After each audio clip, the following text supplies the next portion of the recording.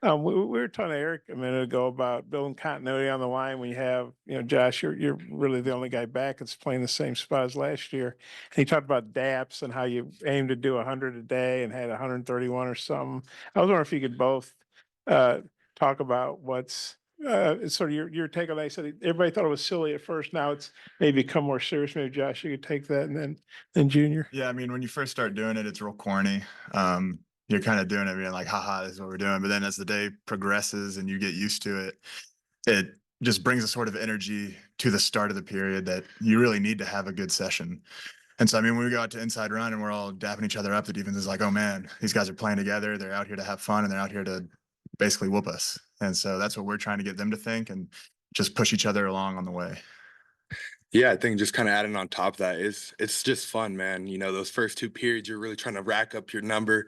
As later on during practice, the number's gonna kind of start slowing down because you're getting tired, but that's when you got to dap up more. And so I think that's just kind of what it's building. It's building that mindset of, we got to stay together during these long practices and, just try to keep showing love and just touching up your brothers.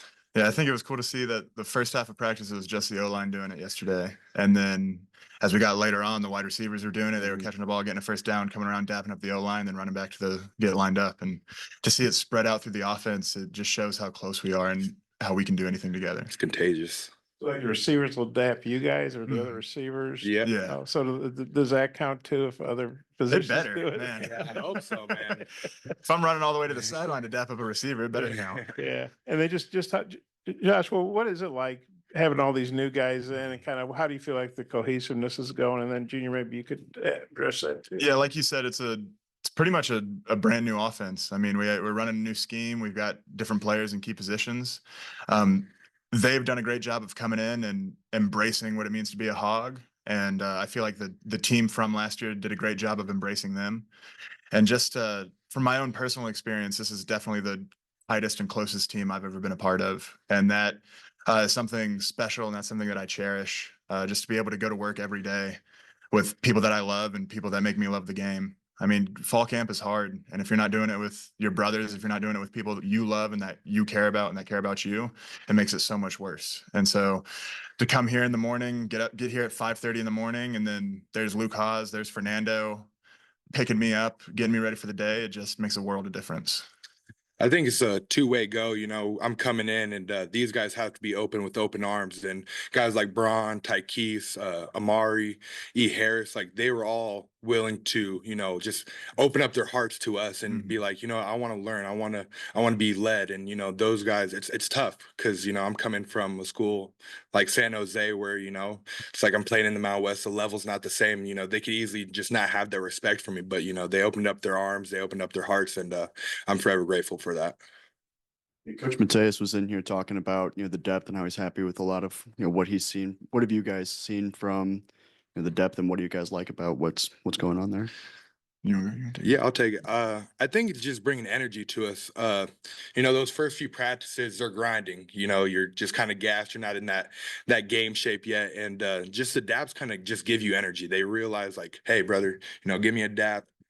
And it's something that it seems simple and it seems silly, like, and you guys are laughing about it, but when you're in period 12, like it goes such a long way because I get that dap from Braun or Addison or whoever it may be, and it's just like, all right, I got my boys with me. This is not the worst thing that's going on. This is gonna be a good day. Yeah. Did you say depth or depth? I said depth. Okay. Oh, depth. Oh, I thought you were talking about depth. I'm sorry about that. I would say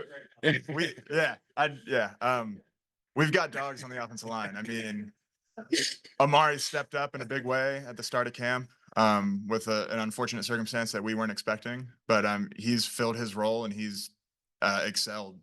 I mean, just to know that we've got guys back there like Tykees, Demarion, that if anything were to happen, they would step up and be able to perform. It allows us to play with no reserve because we know that we're backed up and no matter what, we're going to put a good product on the field because we have 8 to 10 guys who can play. Yeah, I'll add on top of this. Now that I got the question, I was no. just gonna let you run with it, man. I appreciate that. No, but our depth it's pretty cool because like you go and every day I'm going out there, I'm scared, man. He's been playing great. E Harris has been playing amazing. Like, but that's Yeah. it makes you just want to go harder at practice because you know that these twos they could easily be ones, but you know we just have that much depth and it's a true blessing to have as an O line. Mhm. Look on Braun's face when you were doing that. It's great. You talk about the depth and, you know, the competition stuff. Coach Mateos doesn't like us referring to you guys as starters, like Mhm. as the competition's ongoing. Oh, How does he kind of relay that to you about, you know, just keeping the competition going, that nothing's promised to you? Yeah, he says he's going to play the best five and anyone who deserves to play. Mhm. And so week to week, you need to make sure that if you want to start the game, you need to make sure that you're performing at your best and that you're in the top five. But know that even if, let's say, you're not a starter at the beginning of the year, if you deserve to play and you've shown in practice that you can play and you can execute, you're going to get your chance. And when you get your chance, you got to take advantage of it. Yeah, I think just kind of saying what Braun said. The first day he got here and he talked to us as a whole group, he was like, the best five will play. And you guys will know that. And he's kind of reiterated that throughout the year. And so I think it's just kind of all in our heads and we all understand, you know, the best five are going to play. And, you know, the way we're working, I think you can kind of feel that. Here's an understatement. Coach Petrino is very detail oriented and demanding. What has it been like working with him and just all the stuff that he really wants to get out of you guys and again, demanding. Yeah, I would say it's a breath of fresh air because I always like to think of it as a coach, his career can be 30, 40 years. But as a college football player, we get 4, maybe 5, in some cases 6 with a COVID year. And so when you're talking about every year, your 25% of your career is over every year. And so for him to take every practice, every walkthrough as serious as he does, it makes me feel like he actually cares about me succeeding as in my college career. Because for me, this is my 5th year. I'm going out there to have a career year, to have memories for my whole life. For him, this is year whatever, and however many years he's going to coach. So it's just another tally. But for him to show that he actually cares about this team and he shows that through his determination and through his drive to make us the best we can be.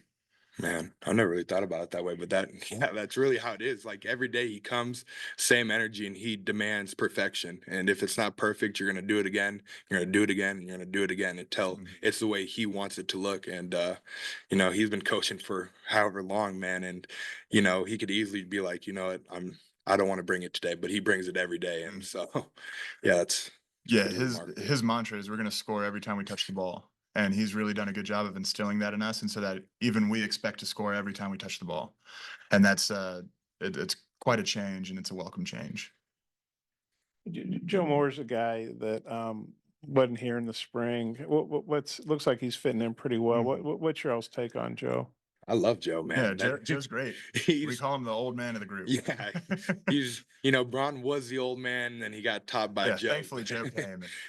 I'm not as old anymore. But Joe's awesome, man. He's kind of just really meshed right into the group. He didn't really try to step on people's feet. He just kind of felt it out at first, and then you know he just really meshed with us perfectly. In the meeting rooms, he's hilarious. You know, he's always throwing these little one-liners, and then like he says, he's just kind of like the old guy in the room. So he has all this knowledge from his past years of playing, and he just kind of spreads that on all of us. Yeah, I would say he's because the generational gap is so big, he's closer to Coach Mateos in age than some of the freshmen like Jonas Nance. And so I just think that's funny. But like I said earlier, he's one of the guys who's done a great job of making the most of the opportunity when it's presented to him. I mean, he came in the summer off of an injury, went through the summer battling that, rehabbing it back, and really excelled throughout the first half of fall camp. And I'm excited to see what he can do throughout the season. I'm excited to see what ends up happening with him. You guys, Eric said the best five will play, but he also said, especially in the day of the portal, if somebody's, practicing well enough to deserve to play, he's going to play more guys. And obviously a lot of reps during the season. It's hot. Did you guys feel good that the starters are the starters, but it's good to get some backup help in there in games too? Yeah, I would say that it's used correctly, it can be a benefit. I mean, if let's say you tweak your ankle, you need to go get checked out by the trainers, but the offense needs to go in. If we have people that are ready to play and they can fill your spot so you can get checked out, get whatever you need taken care of so that you can perform the next drive or the next series to the best of your ability, I think that's to our benefit.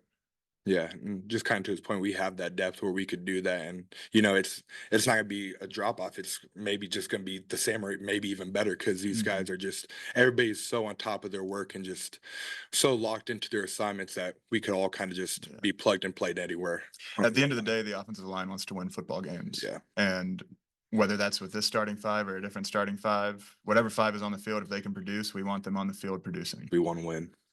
Josh, you've been in there in the first team with different centers. Mhm. I know some that's a double training, maybe trying to find the right fight. What's happened like for you? Kind of what's your take on Addison and Mhm. Maury? They're in their center. Yeah, I would say each center has little nuances that are different, but at the end of the day, it's the same offense, it's the same ID system, and they do a good job of being cohesive with their calls and the lingo that they use. And so I would say it's not much different whether Amari's at center or Addison's at center.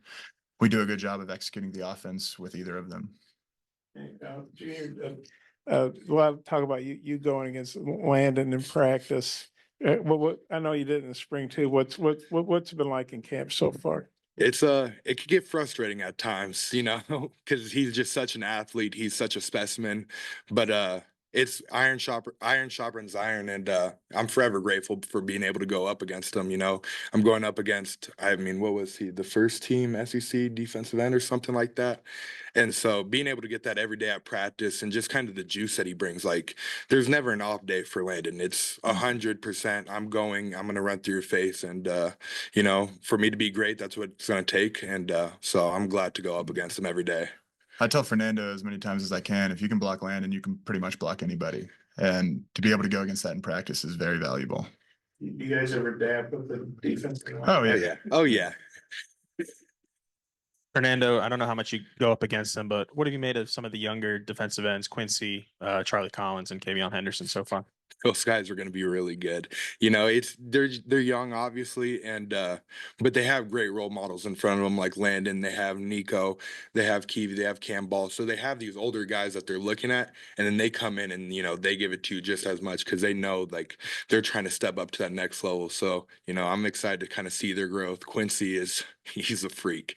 He's a freak, and he's going to be great one day. And you know, both Collins and Kavion, those guys are young, but once they kind of just start filling out, it's gonna be scary for them in the SEC. Josh, I'm just wondering, last year, obviously there was some struggles along the offensive line and we could tell there were some frustrations from you guys. Are you carrying kind of a chip on your shoulder as motivation this year, trying to flush it? And then has that chip on your shoulder motivation transferred to the new guys, of like, hey, we got something to prove this year, even though they might not have been here last year? Yeah, I would say it's less of when Coach Mateos got here, he did a great job of instilling into us the Arkansas offensive line standard. We had a homework where we researched different offensive linemen that wore the same number as us, and that just showed us that in the past, the offensive line at Arkansas have been some of the best in the country, and that is the standard.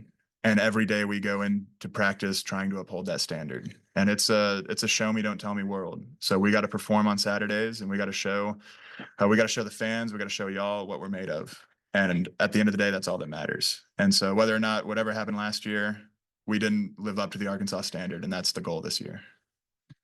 Who did y'all look up?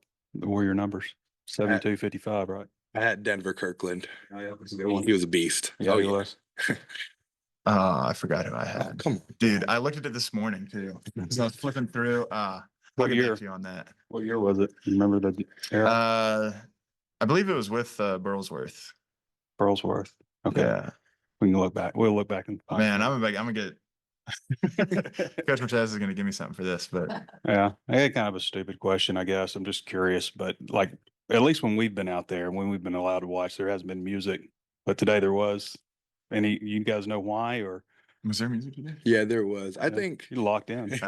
you're locked in. I kind of vibe out to the music a little bit, but I think we just really been grinding. It was we had a hard 6 days this week, you know, and the big emphasis today was energy and having fun. And so I think, you know, that music kind of came on, kind of loosened some people up. You know, it's been 6 days of we're smashing. You know, today was just kind of bringing the energy, even though it's going to be hard because we've been going for 6 days and just having fun because, you know, tomorrow we got off. So let's go as hard as we can and let's just vibe out to the music. You always want to have a great practice going into an off day. Oh, yeah. The worst feeling is not performing to your best Saturday morning and you don't get to cleanse that feeling until Monday morning. And so I feel like we had a good practice. So I mean, we'll see the film here in a little bit, but that just makes our Saturday evening. It's Saturday, right? Yeah, I think so. Our Saturday evenings, we don't have to stress about fixing things if we had a good day. Thinking like maybe Grant Garrett, I don't think he was 72. He was in that era. Maybe Brown. Kenny, Russ Brown. I don't know. I think he's working in Fort Smith or Little Rock. Oh. Yeah. Kenny Sandlin. Yeah. I think so. I'm like 88% sure.